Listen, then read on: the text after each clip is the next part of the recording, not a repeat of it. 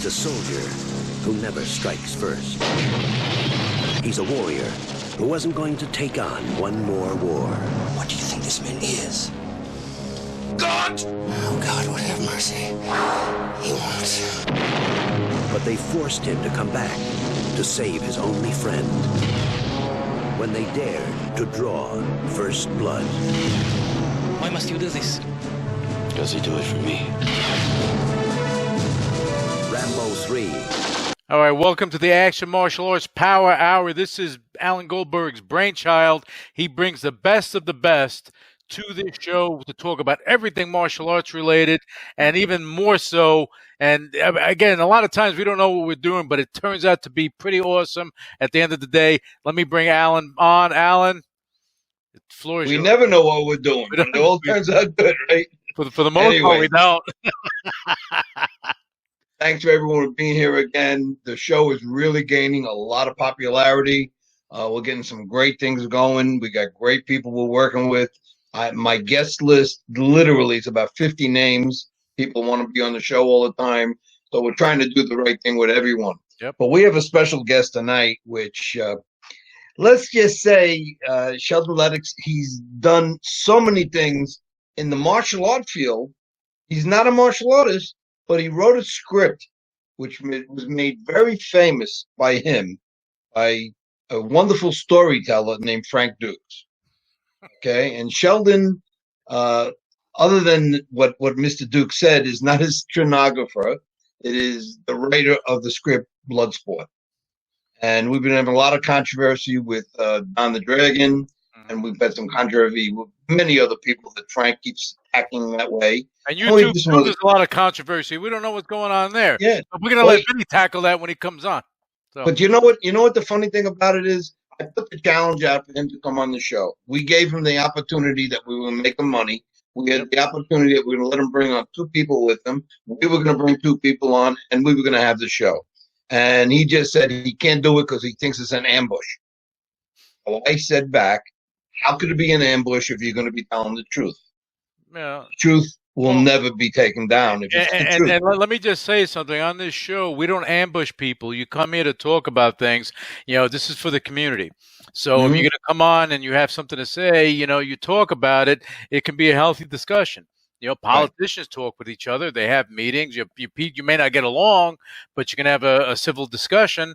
And that's what we're talking about, I think. I just think Frank has a lot of things to hide. That's why he doesn't come on a show like this, because he's going to be asked questions, not ambush questions, but things about his record and other things. Now, well, the one thing, you know, martial arts is one thing, and the stories that I heard, you know, from what I understand, he was in a Marines Reserve, and that's fine.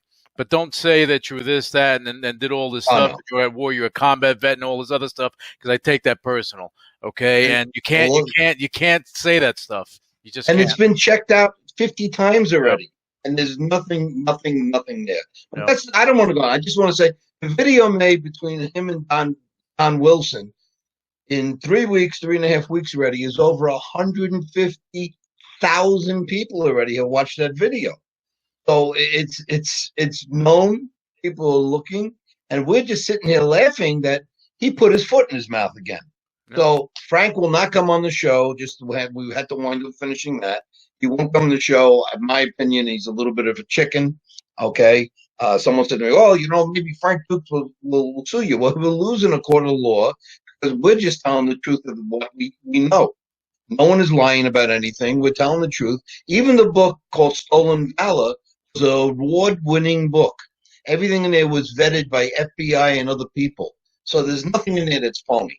But I want to bring in our buddy now, Sheldon, who has enlightened us with many things over the last couple of years. I met Sheldon at my event, but we spoke on the phone a couple of times. And let's bring on Sheldon. Well, we're going to bring on Sheldon. We're going to bring on everyone now. Yep. All right, and just so people know, Sheldon's here via the phone. He's on a secret mission. He's on a secret mission, secret writing and directing mission. Just so you know. You got that book, Joe, by any chance? Oh, let's bring Joe on. But before we go anywhere, Hi, folks. I just have a couple of things I want to say too, just before we go Sheldon on. We have birthdays that I just started something new. We want to make sure that people know and respect people's birthdays. Jet Li's birthday, believe it or not.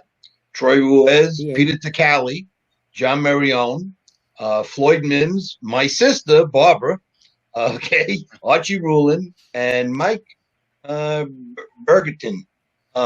We really, just want to be able to people aware. So if you see them on Facebook or something like that, give them a little hello and give them a happy birthday. Everyone feels good when they get it.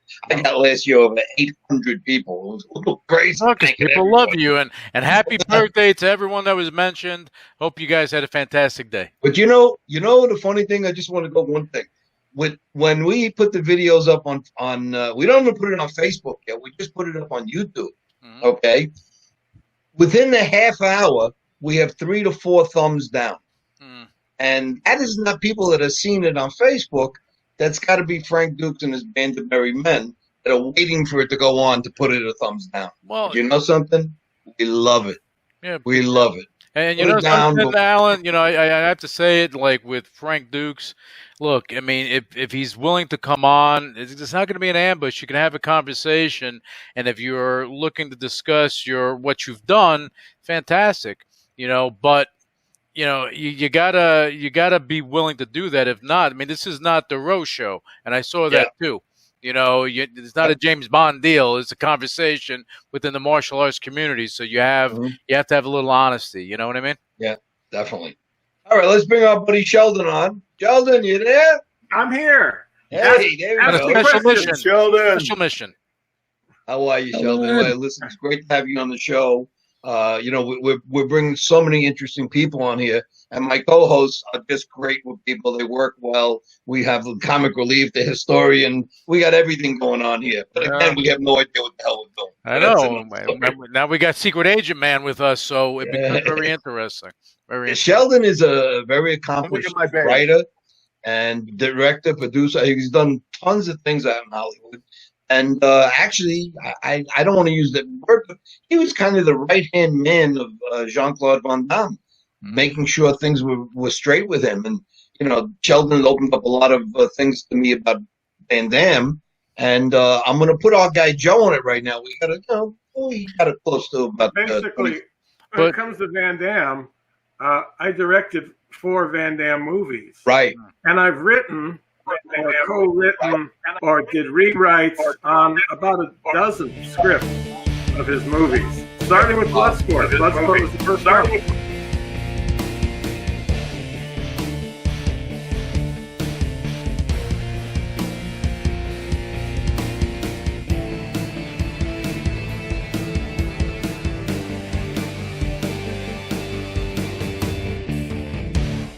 Hey, Joe. I know you got a lot of great questions, and I just wanted to take one of the things that people say, that when we have guests like Sheldon on and people like Stephen Hayes and people like that we've always had in our show, people are really enjoying it. So it's up to you to bring out some of the truths, Joe, and ask Sheldon ask him the difficult questions. Ask him away. Ask me the hard questions. Absolutely. Well, first of all, Sheldon, the first question I have is, how did you first become involved in martial arts projects in general? And then how did you get involved in Bloodsport? Well, it's kind of a long story. I'm a Vietnam veteran myself, and I was really in the Marine Corps, not the reserves. I was in the Marines, 3.5 years, had a medical discharge. I spent 1 year in Vietnam with the infantry. So I'm the real deal when it comes to the Marine Corps. And I had written a screenplay a number of years ago called Firebase, which took place at a fire base in Vietnam. And a few people liked it. Somebody said, you know what, you need an agent to go out and sell this thing. So I was introduced to an agent named Harold Moskowitz, who had a small agency called The Associates. And I sent him my script. He loved the script. And he said, you know what, I've got another client who's also a Vietnam veteran, and he's written a novel called The Last Rainbow. which takes place in Vietnam. I could sell this novel for sure if it was cut in half. The novel was 1,000 pages long. Oh. It was written by a guy named Frank Dux. Okay. It was not a bad novel, actually, but yeah, it was really overwritten and went on and on and on. So I said, well, sure, let me get in touch with this guy. Can you give me his phone number? I'd like to at least touch base with him after reading his book.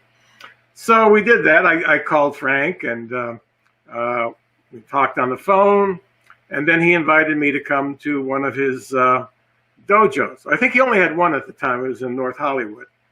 So I went there, met him, and I wish I had the video so I can hold up the pamphlet, because he had these pamphlets he used to hand out. Okay. We'll talk about it. Anyways, his school was The Secret Art of Dux Ninjutsu. And there was a picture of a ninja on the cover. And, yeah. Isn't this the brochure that he said you doctored up and made a fake one? Correct. And may I also say, in the court of law, I'm going through a little explanation. Don't you have one when he said that was fake, the exact copy from his schools in Mexico? Yes, I have one from Mexico. Okay. And it has the same information. Exactly. So in other words, it couldn't be fake. Right. Well, anyway, here I'm going to put the flyer up, send file. Okay. And I'll read a little bit of what he says about himself.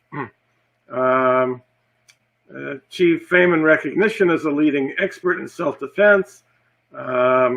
He was the world heavyweight champion of full contact Kumite, broke 4 world records, most consecutive knockouts. You've heard all these records of his.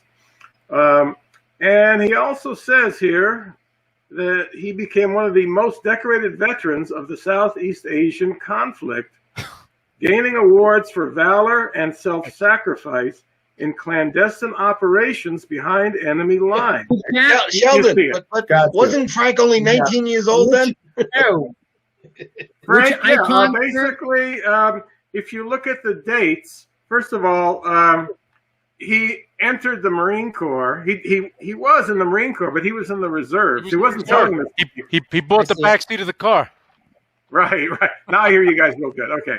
So basically, yeah. So when he joined, and I have all the records and everything. There are stolen valor investigators that investigated him, and they found out all this stuff. They found out that he was only in the reserves for a short period of time.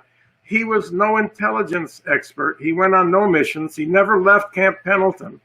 He basically was a wireman. He strung wire between phone poles for a reserve artillery unit. But in his brochure, it says that he did all this shit. So anyways, now I'm a fairly honest person. So like I meet you guys, I'm not going to say, hey, you say you're in the Marine Corps. Let me see your DD 214 before we go any further. I don't do that. Okay. I took him at his word. I figured people aren't going to lie about this stuff. This is before the term stolen valor was even coined, because it turns out Frank Dux is not the only one. There's a bunch of guys out there that are saying they fought in the war, they won awards, they got medals. So anyways. Sheldon, embellishing is one thing, yes, but that is just over the top crazy, you know? This is beyond embellishing. And, yeah. You know, he used to tell people, not just me, but I heard him tell people that he won a Medal of Honor. He was awarded a Medal of Honor. And he had a picture that he had of himself. You've seen the picture before, I'm sure. Yep. Where he's got all these ribbons on his chest. He's wearing a Marine Corps dress green uniform. He's got all these ribbons. And one of those ribbons is a Medal of Honor, although it's an Army Medal of Honor, which I didn't realize at the time. I mean, if it was the Navy, then you can understand, but not the Army. Right. Yeah, because the Navy, we share medals. He also had gold jump wings on. Those are like Navy Marine Corps jump wings, which you get awarded after 10 jumps. Right. Okay. his DD-214 says nothing about jump school. He's never been to jump school. He's never made a military jump, but he had the gold jump wings on also. So, Sheldon, Vinny's a military guy, and he still works with the military. I know things like that's got to drive him crazy. I see his head boiling at this point. Vinny, you got something to say about that? Yeah, all I can see, though, is Frank's program right here. How do I shut that down, Louis? Just click it again. Click it again. Click it again in the chat. Anyway, what Frank has been saying, my brother. What Frank has been saying for the last year or so is that I fabricated this. Gotcha. Okay. I'm so sorry. Oh. Sheldon, a friend of mine is John Baca. He won the Congressional Medal of Honor for Vietnam. I'm sure you know his name. And I'm sure guys like that take it very personal. I was never in the military. I am a supporter of all the branches of military, and I've trained many of the military branches, but I have never been in the military, nor have I ever claimed to be a military person. Right. And those guys, I know a lot of these guys, and they got Gold Star families, and these guys are all about honor, honor, honor, and that is why I support them. I know the honor of it. Right. So if you take that away, what are you doing? You're nothing. Anywhere in the Marine Corps, when you've had 10 jumps, I've even got a photograph of myself getting the way that they pin the wings on you when you get your gold wings. Everybody who's already got gold wings, you pull the little crimps off at the back so that the sharp points are exposed, and they punch them into your chest. So I had this done to me when I had 10 jumps. But Frank has never made a military jump, but he was wearing gold jump wings and all these other medals. And then, I knew him very early on, so we got to be buddies for a while there. And so I met his wife. I met his first wife, April, and I'd been to her parents' house a number of times. What do they have hanging in their living room? They've got that picture of Frank with all the ribbons in his uniform. They were very proud of their son-in-law being this war hero. Well, since then, Frank has been saying, "Oh, I never said those ribbons were real. That was a Halloween costume I wore to a Halloween party." Or, "No, that was I was doing a movie, and that was a costume for a movie." But basically, he told people he won all these awards, and there's no way his in-laws would have had that picture hanging in a prominent spot in their living room if they thought, "Oh, here's our son-in-law at a Halloween party. Isn't that great?" No. He told them he was a war hero. So, Lou. Yeah. Here, Alan. Let me see this. There it is. That's a real one. That's the real Medal of Honor. Right. Yep. And this is John Baca's challenge coin. Well, Frank actually showed me his Medal of Honor, okay? I go over to his house one day. He said, "Hey, come on over. I got something I got to show you." He's got a Medal of Honor. It's a real one. Now, I did not know that they were engraved on the back, that the name was engraved. Oh, so I didn't want to be an asshole and say, "Well, let me examine this thing and make sure it's real." He said, "Hey, this is my Medal of Honor." Well, you went there with good faith, Sheldon. It was good faith. Yeah. So I accepted that, but he showed it to me. And now he says I'm lying, that he never showed it to me, that I'm making the whole thing up. But then he says that about absolutely all of the claims that he's made in the past. My question, Sheldon, with this, Alan, before you go, now, what benefit do you have to lie about any of this? What does it do? Anything? What does it do for you? Anything to lie about this? Just to build yourself up as some kind of a macho No, I'm man. talking about for you. He said that you lied about it. What's the benefit for you to lie about this? What do you gain? What's my upside? Right. Yeah, I've got no upside in lying about it. Okay. He also likes to say nowadays that he wrote the Bloodsport script and that I plagiarized it. I stole it from him. So I've got, and I sent this to Alan, I've got a registration from the Writers Guild, a script called Bloodsport, author Sheldon Lettich, okay? So he has said, well, I wrote the script originally, but he's got a registration from the Writers Guild that says Return of the Ninja. And he says, that was my Bloodsport script. Well, why is it called Return of the Ninja? What's that got to do? Right. What's that got to do with tournaments? Okay, it's just all bullshit. So basically, we all know he's a liar. That's why he won't come on a show like this. Well, now, if he was, and then the thing is too, Sheldon, the WGA, if that was the case, they would back him 1,000% if he was right. I've said that to him and his attorney. I said, guys, we can solve this very easily. Contact the Writers Guild. They've got a credits department. They got a legal department. Yep. They handle stuff like this for writers. Okay, if you've been treated unfairly, they'll take it. But if you're treating me unfairly, if you're lying about my credentials, if you're trying to get my residuals, which is what he's really trying to do, because I get residuals from Bloodsport. You know, whenever it's shown on streaming or on TV, I get residuals. Isn't that beautiful? Yeah, it's a wonderful thing. Yeah. And Frank gets nothing. He gets nothing because he was not a writer. I sent Alan the Writers Guild credit determination paper on Bloodsport. It's got the names of all 3 writers. There were a couple other guys that were brought in after me to do some scripts and dialogue polishing. Their names are on there. There's no Frank Dux on there. This is a credit determination that was made in 1987.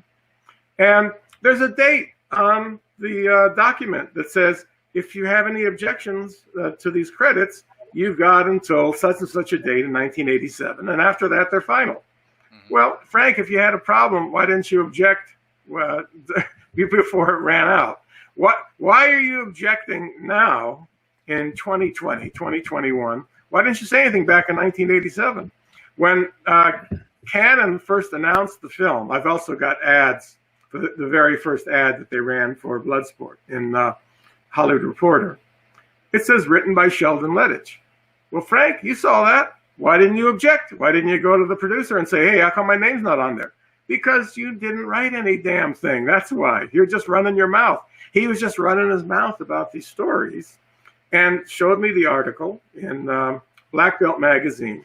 Now, at the time, I knew a lot about the Marine Corps. I didn't know shit about martial arts, okay? I really didn't know much about it. So Frank's got this article in Black Belt magazine called Kumite, a learning experience. Mm-hmm. Pictures of Frank, pictures of him with his Kumite trophy. And Black Belt magazine is saying, there was a little bit of a caveat saying, well, we're not exactly sure about all the details because there was no way to check them out because it's a secret contest, okay? It's secret. People are sworn to secrecy. So, Sheldon, 2 things about that. Yeah. I was very privy at one time. I worked with everybody at Black Belt magazine. Carol Angelhart was the publisher. She was like a little sister to me. Frank Dux, after he was caught from Black Belt, they know he was fake, became, I don't want to say a blacklist, but came on a list that they wouldn't touch with a 10-foot pole. Right. And if Frank was supposedly who he was, wouldn't he have been in the Hall of Fame? I'm honored enough that I was put into the Hall of Fame. Why wasn't Frank Dux if he was who he said he was? But I'm going to give you something that I haven't heard anyone bring up. Supposedly the Kumite was every 5 years. Okay? And Frank Dux said in 5-year time, he won 300 tournament contests. Right. But he said he did it over every 5 years. How could he have 25 years in the Kumite? Because he didn't have 25 years of fighting. So that's the numbers that catch up that he was lying about it. Well, I think it wasn't just that's more bouts than Don the Dragon Wilson fought in that many years. That's more fights than I had with my wife in the last 3 weeks. I mean, come on. Yeah, right. You know, really. That's because you're doing his show, Alan. Yeah. Things happen. Well, let me just say, I have a gentleman that was signed in a court of law, a document in a court of law named Jeff Langdon, who you're very close to also. Jeff, I know Jeff Langdon, absolutely. And Sheldon, he said to me, the records that were up there, they were sitting in a Chinese restaurant, and Frank told him that the records were made up by the director and producer just to make the movie sell. Okay? No, not true. Not true. So if I can hold up if I can hold up his resume now, unfortunately. Oh, I know. We've seen it. I've got his resume from when I first met him, and those he's always touted those records way before Bloodsport was even talked about. He's always said that fastest kick, fastest knockout, all of this shit. You can share that with us as well if you can, Sheldon. What's that? If you can share that file, that'd be great too. I don't have that one on my computer, but I do have. But Jeff Langdon said that Frank said that it was all lies and that he would go to court of law and swear by it. So Frank's lies on endless to what it is. Right. And I can go into a lot about the Congressional Havana, other people that he showed it to, someone that told him it's a fake, put this away, don't even show it again. And this is now he doesn't say that he has it because he's afraid the FBI would go after him again. They did an investigation once, supposedly. That's what I heard. And they would come after him if he's out there. Someone, his friends that he showed it to, went on Facebook and said, "Oh, I was at Frank Dux' house, and he showed me his Congressional Havana." Yeah, I'm one of those. I'm one of those friends. Yeah, but of course, within a day, it was down. It was off. Okay, because Frank probably wanted to know, take that off, take that off, take that off. So we just got so many lies. No one knows what the truth is with him. It's just amazing. But the real truth is nothing is proven. We know what the truth is. The truth is that it's all made up. All of it is made up. It's all bullshit. There was no Tiger Tanaka. Okay, Tiger Tanaka is a character in a James Bond novel. He was not taken to the mountains of Matsuda when he was a teenager and taught the ways of the Kobe Yamabushi ninja. All right, it didn't happen. It's all lies. Lord. That's the one thing that you can say about everything is that it's all lies. There's nothing valid. There's nothing real there. You know, the thing is, guys, that with that creativity and that imagination, he can be worth millions and millions and millions if he would have stuck to writing. I have said that many times. Basically, you can make an analogy between Frank Dux and what's the writer's name who wrote Hunt for Red October, all these other Tom Clancy. Huh? What? Tom Clancy. Tom Clancy. Tom Clancy. I'm having a senior moment here, guys. Sorry. So Tom Clancy was never in the military either. Okay, he just did lots of research, read books, met people, and he made up this character named Jack Ryan. Yep. And wrote these books about Jack Ryan and became this multimillionaire. Well, Frank Dux made up a character named Frank Dux. You know, well, same name as me, and said, "This guy's the real deal." And here's what he did: he did this secret mission. He won the Medal of Honor. He blew up some oil facilities in Nicaragua. He helped the Ukrainian Secret Service catch some spy. He came up with all this shit, and it's all bullshit. And he never left his backyard. So anyway, well, let me get Joe. Joe, I can almost sure has a couple of questions that you weren't ready for. So Joe, hit him with one question or two questions. All right. So since we're talking about this, Sheldon, let's talk about another element of stolen valor, and we want to show this, and I hope I'm holding it up at the proper angle. The Secret Man by Frank. We see it. Yeah, I got the book right next to me also. So we were discussing, so obviously being the author of Bloodsport and knowing the rest of the story, what'd you think of the book when it came out? It's just all complete nonsense. You know, the part about meeting the head of the CIA sidles up to him next to a urinal in a men's room at I think in somewhere in Westwood, the government building in Westwood. And says, "Hey, how'd you like to come work for the CIA?" It's basically something like that in his book. No, Frank, it doesn't work that way. And he mentions a number of names in the book, and I saw this book. I heard about the book. I just happened to be at the airport, and I saw it in the airport bookstore. There were a bunch of copies. It had just come out. So I snatched one off the shelf and read it on the plane. And yeah, I was just shaking my head the whole time. But then the next week, it's gone. And the reason it's gone is because Frank basically bamboozled Judith Reagan, who was the head of who was the publisher of the book. It was published by Reagan Books, I believe. Yeah, that's what it says here. And she received calls from the CIA, from a number of. I'm hearing all kinds of music suddenly. Yeah, I know. It's John Singlup, who was a general who had actually been in charge of a lot of the special operations in Vietnam. And people from the CIA generally, they don't. You've heard, we neither confirm nor deny anything. But in this case, it was so egregious. It was just so out of line that the CIA just had to call Judith Reagan and say, lady, this guy's just completely full of shit. There's not a word of truth in this book. And John Singlup also called them. In fact, John Singlup, because Frank used General Singlup's name in the book. And Singlup said, I'm going to sue. If you don't take this book out of the bookstores, I'm going to sue you because it's saying all kinds of shit about me. It's not true. Within a week, the book was off the shelves. You could not find it anymore. Nowadays, I think you can find it on Amazon, like an old copy of it. Yeah, they pulled it because they realized that they'd been played by Dux. He made up this whole damn story. Is that the same book? I mean, was there a picture or something in there that he was alluding that he was talking shop at the guy? Yes, yeah, right. Yeah. That was Larry Simmons, who was a genuine Navy SEAL, and basically, I think it's in.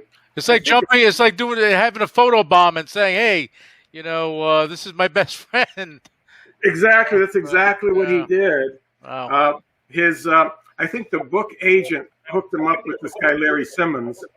And then they snapped a photo of the two of them together, and Frank said he was talking shop. Now, there's another photo in the book where Frank appears to, he's in camouflage. He's in a foxhole. There's an M16 next to him, and he's holding up a .357 Magnum. And he's saying, here's a picture of me down in the trenches, okay? Down in the trenches. And I'm holding up a .357 Magnum, which is the preferred weapon of Navy SEALs and Special Forces. Not a chrome one. Oh, never. Not. You don't. A chrome weapon. Moron. But that's .357. You don't take a .357 Magnum on secret missions because they're loud as hell. Okay? We're in a foxhole that we dug. We're making a movie in the trenches. So, anything he can concoct to add to the myth, to add to the legend of Dux, he'll do it with no shame whatsoever. Sheldon, can I say something? Also, yeah. That photo, which I investigated, we actually had it on the show a couple of weeks ago. The M16 was a .22 called a Jagger .22. And you know what? Soldier of Fortune magazine did an expose of Dux years ago. And the title of the article was Full Mental Jacket about Dux. Full Mental Jacket. But here's the best part.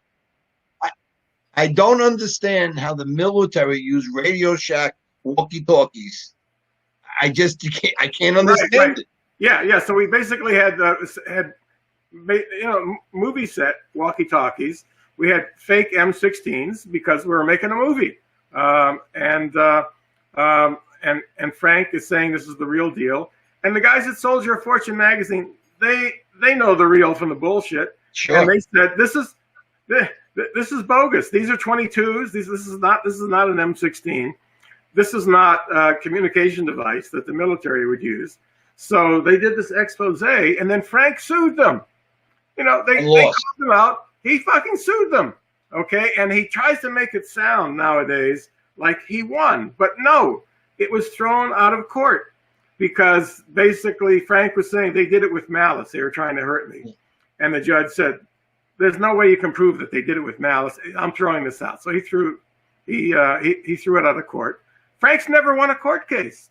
He's some attorneys know how to look up this stuff, and there's a list of court cases with Frank. I looked it up myself, and I saw that he was thrown out. He reapplied for the case again, and he got thrown out a second time also. Right. So he sues people for all kinds of shit and always loses. He lost against Van Damme, right. And he tries. If you look at one of his blogs, or if you look at something that his toadies are saying, they try to make it sound like he's the one that prevailed. No way. You can look it up. The LA Times, Van Damme wins court case. Now that whole court case, it's just another example of Dukes' bullshit. Jean Claude wanted to write a movie called Enter the New Dragon. Okay, it was basically it was Bloodsport 2 is what he wanted to do. He came to me first. He came to me. He said, "Look, I want you to co-write this and co-direct the movie with me." Well, I was in the midst of doing other stuff. This is after Only the Strong, and so my plate was kind of full. I said, "Look, Frank, Jean Claude, I can't do it. Why not get Frank Dux to co-write the script with you?" Because we both knew Frank. We knew he had a wild imagination. He's got a good imagination, so he'd be like Tom Clancy. Tom Clancy uses imagination to write stories, to write books, and he became a multimillionaire. Frank made up stories and said they're all true. They're all about me. So Jean Claude gets Frank Dux involved to co-write The Quest. And I know Jean Claude well enough to know that he always makes promises to people that he doesn't really intend to keep. He's just talking shit. Hey, look, I'm going to give you a piece of the movie. I'm going to give you this. I'm going to give you that. So somewhere in the conversation, he tells Frank, "You're going to get a piece of the profits if you write a good script for me." So that's what Frank sued Jean Claude about. He said, "Jean Claude promised me like 1.5 points of the profits and didn't keep his promise. And now that the movie came out and has made money, I want my money, and I want Jean Claude to pay me." So basically, he had nothing on paper. They never signed a contract. This is just Jean Claude just talking. Yeah. And so Frank says, he tells his attorney, he got some poor schmuck involved, who I think was doing it on a contingency, hoping they'd win. Told him that, well, Jean Claude didn't realize it, but I had a little tape recorder going in my pocket. And I tape recorded him saying that he's going to give me a percentage of the profits. Bullshit, again, like complete lie. So then now he's got a court case. So the opposing attorneys are saying, "Okay, where's the tape? Can we hear it?" Well, there's a problem with that because I had it locked in a safe in my apartment. Okay, well, can you get it out of the safe? Well, no, there's a problem because the Northridge earthquake messed up the apartment building I was living in, and I was denied access. When I finally got into my apartment, somebody had broke into my safe and stolen that tape. So I no longer have the tape, but I promise you that I had that Jean Claude on tape making that promise. So just complete bullshit. So why did he lose that case? Because he was lying. He was very obvious. Now, Jean Claude might have been lying a bit also, by saying I never made Frank that promise. He might have done that. Well, Jean Claude went Hollywood. That's what it is. It ain't on. Yeah, and it ain't on paper. It means nothing. Oh. It means nothing. And even if he would have had a recording, it would have meant nothing. I have to say something, and this is something I really never told anyone before. I was at an event once that Frank was doing a seminar. He did a seminar, and I watched the seminar from a distance. I have to tell you, it was mediocre, if anything. And he did supposedly his own invention, the triangular theory. Right. Right. Yeah, triangle power or something. Right. Now, what really he did is he read a Wing Chun book, because that's directly from Wing Chun. How do I know? because I am a Wing Chun stylist for over 40 some odd years. And he was doing Wing Chun, period. That's all he was doing. And he asked me if I watched his seminar, and I had to tell him no, because if I had to tell him the truth, it would have embarrassed him. Okay? But just going that, this was my lead-in, guys. I just came out with my new magazine with Don Werner called The Tao of Wing Chun. Okay? And we are getting such great response. Frank Dux is not in this issue either. He won't be in the next one either. But anyway, but I just want to say that we just came out with a brand new magazine. Everyone knows me as the publisher of Action Magazine. And we also have this coming up right now. And it's on Amazon. Anyone needs a link, hit me up on Facebook. All right? I'm sorry there, but I had to throw that in because that's the business end of this whole thing. That's a segue. That's a segue. Yeah, like Sheldon, I mean, if you just go over the list of movies you worked on, so people could look them up, because people love that. Oh, well, Bloodsport we've already talked about. Then I wrote and directed Lionheart, which is another Van Damme movie. Wrote and directed the Double Impact, which is the movie where Van Damme plays twin brothers, which we shot in Hong Kong, and we used Bolo Yeung again in that one. That's become one of his more famous movies. No, I did Only the Strong, is that? I can't see your name. Was that Joe who brought that up, or was that Vinny?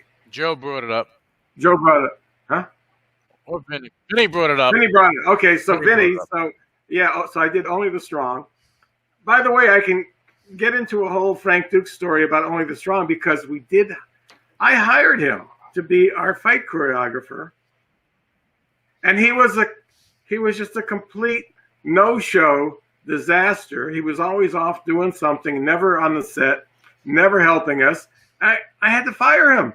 I had to send him home early because he shouldn't have even gotten the credit on it. But me being a nice guy, I gave him the credit. But we had other people on the show. Fortunately, we had a stunt coordinator, Artie Maleshi, and Frank goes on. You know Artie. Artie was a good guy. Yeah, Vinny knows Artie. Vinny knows Artie. So you know what Frank does? He goes on IMDb and gets his name inserted as the stunt coordinator on Only the Strong and fight choreographer. And he also did that.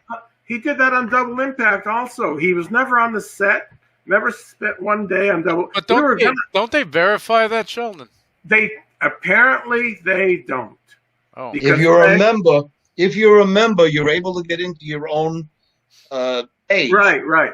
Yeah. And you can put it up, but it can be. If Sheldon did it, they went back after it and they took them out again. If somebody objects, they'll look into that. And I objected when I saw Frank's name there. Because Frank also, he puts his name on Double Impact as stunt coordinator and fight choreographer. We had fucking Vic Armstrong on Double Impact was our stunt coordinator. We had some Chinese guys from Hong Kong doing the fight choreography. Frank was never there. Didn't you have Steve Lambert also? No, Steve Lambert did The Quest. And Frank put himself in, and no one was at the set. Frank goes to a lunch that Steve Lambert is at, and Frank doesn't know who Steve Lambert is. And he's telling people, oh, yeah, by the way, I co-wrote The Quest, which was due to me bringing him in on that. And then, and by the way, I was a fight choreographer too. Well, Steve Lambert's just looking him in the face and just has to get up from the table and walk out of the room before some shit started. And Frank, I think he told Frank, hey, dude, you are not the fight choreographer on that. I was, okay? And you're full of shit. So Frank took off before anything more can be said. But so he's making up stories. He's always trying to bolster his resume with stuff he didn't do, with medals he didn't win, with wars he never fought in. He's just making shit up. But 30 years ago, you could have said all this stuff, and it'd be hard to verify. But now you can't. With the advent of the internet over the past, especially it's expanding over the past 20 years. all that nonsense, all that chitter-chatter, you cannot do it. It's impossible. And again, I saw Frank move, and I saw Frank do a seminar. He's mediocre, if anything. Right. Mm. Right. Yeah. So I thought he did a pretty decent job on Bloodsport with the fight choreography, and Jean Claude liked what he did on that one also. So that's why we hired him again to work on Lionheart, and he did a pretty nice job on Lionheart. He brought in Jeff Langton. That's why I met Jeff. Jeff ended up getting a nice little part, very memorable part in that film. And then I brought him along to do Only the Strong, and he was just a complete disaster, just talking on the cell phone all the time, never showing up when we needed him. And so we had Artie. We had Mark Dacascos was our star. He knew something about fight choreography. Right. My co-writer, Luis Esteban, had been a karate student in New York City, so he knew enough about martial arts, so he was able to help. And we brought a guy from Brazil named Amen Santos, who was a real capoeira maestre. So between the four of them, we had Paco Prieto also, who played the villain in Only the Strong, who was also in Lionheart in the pool fight. Didn't Frank said that he was his trainer too? He did. He did.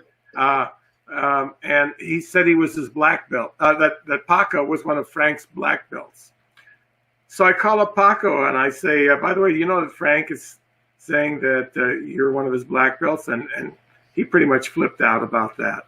So what Frank was doing, he doesn't know very much. And what he does is he gets somebody else to teach a class or to go with him who knows their business. And what he was doing was somebody invited him to do some seminars, I think on the East Coast, maybe in New York City. So Frank brought Paco with him. And Paco's the real deal. Paco studied martial arts in China, in Mexico. He's the real deal. You don't want to mess with Paco unless you really know what you're doing. And he's really strong also.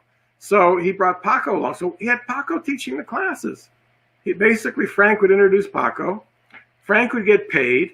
He'd give Paco a little piece of what he was getting paid. And that's what he was doing. And I think that's what he's done with a lot of his instructors because he doesn't know much. And he'll bring on somebody. Well, like the guy who punched him out. What was his name? The guy from he was supposed to go on the UFC. I forgot his name offhand. Yeah, right, the one that punched him out that I heard from the owner and 5 other people that Frank did not get hit with brass knuckles. He was knocked out, and it was over and done with. Right. The name will come to me. But anyways, this is a guy who pretty much knew his business. And so Frank hired him to be an instructor at Duke's Ninjutsu. And apparently there was some falling out. Frank wasn't paying the guy, and that's why they had their falling out. But basically he'll find people who do know something, and he'll get them to teach the classes because all he knows how to do is run his mouth. Very well. You guys know better than I do that he really doesn't know. If you put him in a real fight with probably any one of you guys, he'd be on the floor in 10 seconds. Again, I've watched him, and he's a mediocre martial artist. Right. And you know what it is? There's a fighter, Zane Frazier. Right. Zane Frazier, that was the guy. Now, the funny thing about it is he gets away because of Van Damme. He gets away with people believing it because they see Van Damme. They've seen the movie. Right. And they've seen all his records at the end of the movie. But you know the thing is, Sheldon, is that you were just talking about Bloodsport and how he did great with the fight coordinating and all this stuff. It just blows my mind if you are there and you're successful with that thing, write it and continue to do that elsewhere and keep your mouth shut. Okay, and you can be very successful and make a lot of money doing it. So I don't understand how that pivoted, I'm gonna blow people's mind. I just got an email the other day from somebody. guy I don't know well, but he saw the video about Don the Dragon and himself, and the guy did some investigation, and he investigated you, Sheldon, me, other people, whatever. And the guy, from what I find out, is a very big martial art guy in South America. He actually thought, and out of Brazil, he actually thought that Frank was for real. The guy told me, as of yesterday, that they're putting a campaign on to disgrace Frank in the way with all his fake records, because he didn't like what he did to Don the Dragon. He put his foot in the mouth with that one, and he's not going to get out of it. So these guys from South America and a big organization are going after Frank's records and all the other stuff he said. Well, I mean, Frank should know it now. It's going to happen. I hope they publish it in Spanish, because yes, it will be. Oh no, because the guy sent me the note in Spanish, and I had to have it translated. Right, because what Frank's been getting away with for the last few years, he's got a school in Mexico City, and he's got a school in Puerto Rico. All right, they speak Spanish there. Right. Because there have been plenty of articles about Frank basically exposing him and showing that he's full of shit. But a lot of there's not enough people in Mexico who can read and speak English, or in Puerto Rico. They haven't seen this stuff. So they've seen Bloodsport translated into Spanish, and wow, it's the real Frank Dux. And that's why he's got these schools in Mexico and Puerto Rico. And I've spoken to the guy who runs his school in Mexico. Well, I didn't really speak to him. We did Facebook Messenger. I think his name is Francisco Diaz Garcia. Right. And we were going back and forth on a lot of this stuff. And I said, "Look, Francisco, I know why you're defending Frank, because you're running his schools. You're making money off these schools. I'll be frank with you. You're making money. If you were to admit that Frank was full of shit, you'd lose all your students, you'd lose your schools, you'd lose your source of income. So you have to maintain the lie that he's the real deal." And he was trying to tell me, no, that's not it, but Frank is the real deal. But basically, that's why he doesn't have schools here in the U.S., nowhere in the U.S. No. There's not well, one. He does. He has the one school with Sky Benson. But Sky kind of is on his own with a lot of things. Right. Where is that school located? It's in California somewhere. I don't know exactly. Really? Yeah. Because there was It's new. It's only open 2 years now. Is that the one in North Hollywood? Yeah, I think so. But I'm going to tell people a story that nobody knows except a few of my close friends. And when I was speaking to Frank about 15 years ago, he's on the phone telling me he was going to do some seminars in Mexico. Right. And he actually told me he was very worried about going down there about his own safety. Okay. And I had a gentleman, very good friend. I'll give you his first name is Montalvo. I don't want to put his second name out there. Okay. And Montalvo was one of the top DEA agents in South America. And he was made the principal officer or the ambassador to Mexico City. 2 years. Okay. And I called him up and I said, "Listen, I got a guy named Frank Dux." He goes, "Oh, I know who you're talking about." And I hooked them up. Okay. And my friend gave Frank Dux protection in Mexico City. Okay. And Frank was afraid to go down there originally. Now, Frank can't freaking argue me about it because I still have the original emails. Okay. Right. And Montalvo is still a friend of mine. And the truth of the matter is, Frank was scared crap to go down. And I don't blame him, very honestly. Of course, in his book, The Secret Man, he talks about going on all these secret missions and all these dangerous places and not being afraid of anything. Yeah. Well, I would be afraid. Right. And my friend in Montalvo took care of him. That's all I could say. So what he has down there now, he owes it to me. What can I tell you? Now, unfortunately. I just sent you guys another file. Is there any way to pull it up and take a look at it? Because what I sent you was a file. Was that school that you're talking about in North Hollywood? Oh, well, that's the one that he said certified his record, the IFAA. Yes. Well, you look at it. You look at the photo. One window says Dux, Frank Dux. Ryu, and the other window says International Fighting Arts Association. Yep. So they're at the same address. I So know. he's saying, yeah, so don't tell me I'm lying because the IFAA certified everything. Yeah. Frank, you're the IFAA, okay? I know. And also, Dana Stamos has, when it was his original address in Washington, was also the IFAA headquarters at the time. Right. Well, I mean, come on already. I mean, how much stories could people hear anymore? This is not something even a court of law would even fight. They'd see the picture, they'd see everything and go, oh, the guy's lying. Because the IFA is Frank. It's There's Frank, no one right. else. But you know, that's the sad part about it. When you're telling stories and you're a writer, you're writing books, you're telling stories. Your imagination runs wild. You create. Look Right. at Harry Potter. Look, you know, all this stuff that transpired. Lord of the Rings. It's your imagination. Now, with his imagination, it's sad to me because of what could have been. He could have I been agree. a great You want to writer. know something? He would have been a great movie director, maybe. He could have been. He could have been another Tom Clancy. Yeah. Because The he could write a novel. guy's a nice guy. I mean, if you sit down and talk to him, he's a nice person.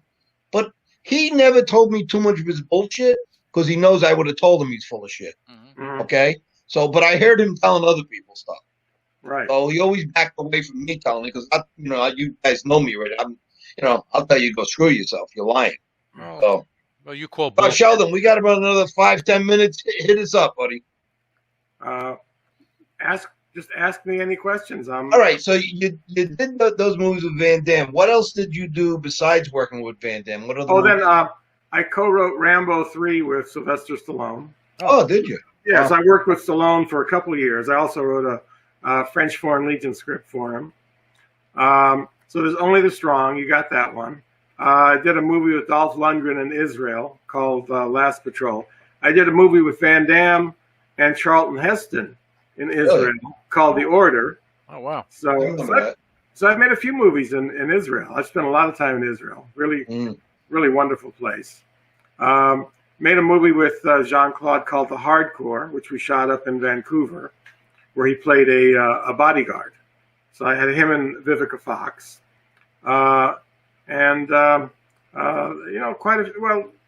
Quite a few movies with Van Damme, action movies. I'm writing a book right now about myself. I'm working with a journalist, with an author, and hopefully it'll be out. You can get Frank. He can probably make you look like a superhero. Maybe. I'm just saying. I got other people that can do that for me. Well, listen, Sheldon, one thing we will promise you, and once your books come out, me, Lou, Vinny, Joe, whatever, we will push the hell out of it because what we do here, we help each other. Yep. I got to just say one thing while we have Sheldon on. I saw Vinny sent me a clip. I actually know I stole it from his Facebook site, but I shared it. And he sent me a clip called The Bouncer. If you haven't seen it, look it up. It is so cool. Okay, Vinny's a star of it. It's a little bit nostalgic in its own right. And I know they're finishing up. They're going to do a full production soon, but I got a lot of faith in my buddy Vinny. I think it's going to turn out great. And you got to go look online, look at Vinny's page, and it's really cool. The Bouncer. We're really going to check it out. Okay. All right. Van Damme made a movie called The Bouncer also. But we got Vinny this time. Vinny's a real bouncer. Vinny did a thing or two, or three, or four, or five, or six. I don't know. Okay. A lot of things. Well, Sheldon. Yeah. So you did the writing, you did producing. What was your most enjoyable film that you worked on? I made one in Mexico, in Puerto Vallarta, called Perfect Target.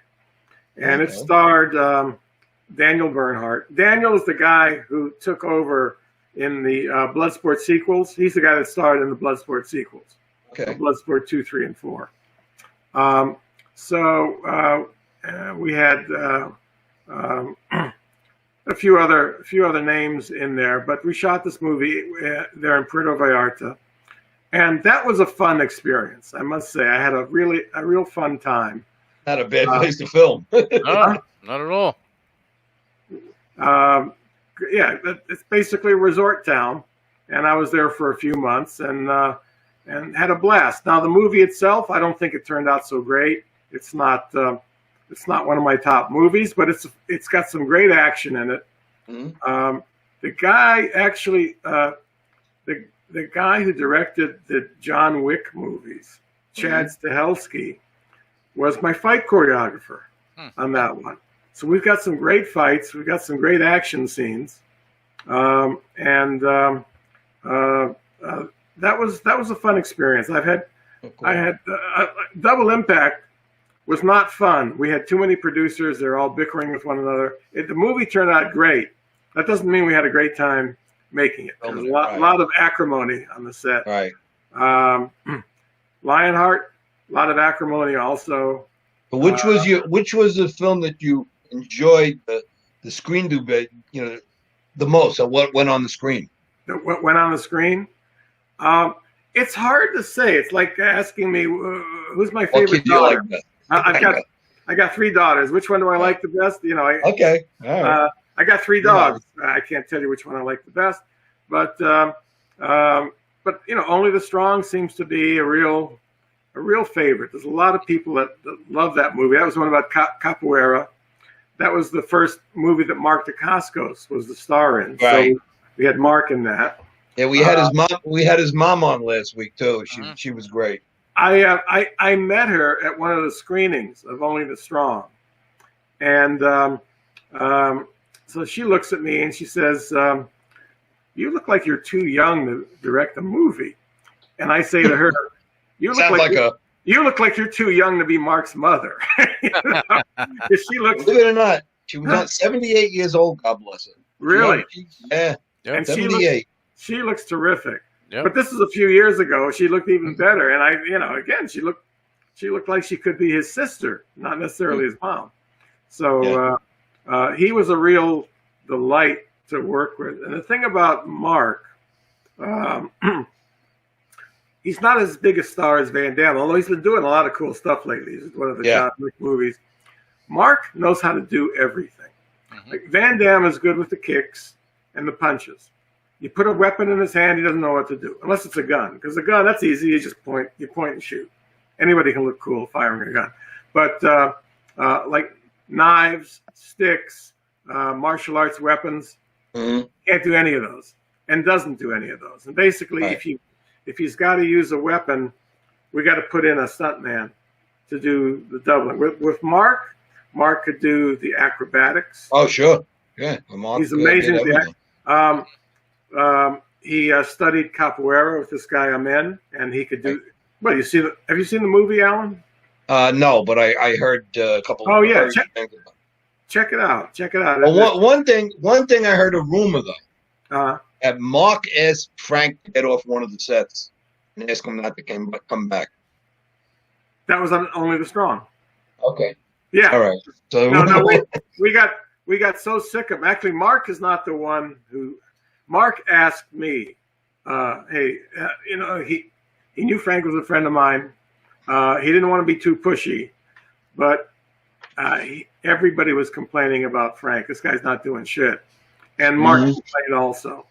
And finally, I told the producers, "This guy's not doing. We got to send him home," and we did. And I told Frank, I tried to break it to him very gently. I didn't tell him we're firing you, Frank. I said, "Hey, guess what, Frank? We shot all our fight scenes. We're going to send you home early, so you'll be able to spend Thanksgiving at home." Okay. Yeah. And he says, we still got some fights to do. No, don't worry about that. We got that handled. Okay, but you can go. So we sent him home, and basically, in effect, he was fired. Yeah. Well, Sheldon, we've run over a little of our time. You were great, a great subject, if I have to say, because we actually were going to ambush you, but we didn't. Okay. As I don't know why anyone would think we would ambush them, but we got to get back on again. As soon as your book is done, we'd like to get you back on. Definitely. And on next show, I'd like to, if Vinny would okay it, I'd like to see if we could show a little bit of that, his Bounty movie, because I have to tell you truthfully, I really think it'd be a great hit. He did a wonderful job in that, so I'd like to bring it up. But before we go, you want to say anything else, Sheldon? No, but I would like to do this again. Hopefully next time we'll get the technical aspects figured out so that you can see me. I can show you stuff, and we definitely need to have another conversation. And next time you got to wear clothing. That's why we got to block you out. So. Yeah, Right. we don't want to shock the world. That'd be a problem. That'd be a problem. But I just want to go over a few things right now. Sheldon, you were great. Vinny, everyone, Joe, everyone was great. Next week we're going to have Stephen Hayes on. And Vinny, you wanted to ask him something? No, Vinny can't ask anything right now. Yeah. All right. Well, anyway, let me go over a few things now, which are important because we have to support our friends, as I always say we do. We have Ron Van Cleef and Al DeCascos doing an event called Ultimate Warrior Cup in July. So people look out for that. They're giving out 12 awards.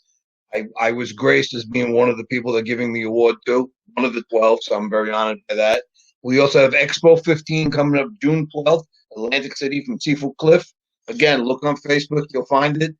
AOF, the Mega Movie Fest in July, the end of July, with Dr. Bob and some other great Del Weston's involved with that one. Usually Michael's involved, but Michael's still on the heel. And I spoke to Michael yesterday, and he's doing much better. So we send him our prayers. And then we have also the Gathering of Styles with Eric Caldera on the 26th of June. Some great events, guys. You got to do with time. We're allowed to go out now. You don't have to wear a mask anymore unless you're breathing on somebody. But go out, support our friends out there that are doing martial art events. We got to thank our sponsors. We have James E. Garrow from the Deaf USA. It's a very interesting company. You can find them on Facebook also. Warner Entertainment that just published my new magazine, with the Tao Wing Chun. He's got some other great ones too. He just came out with.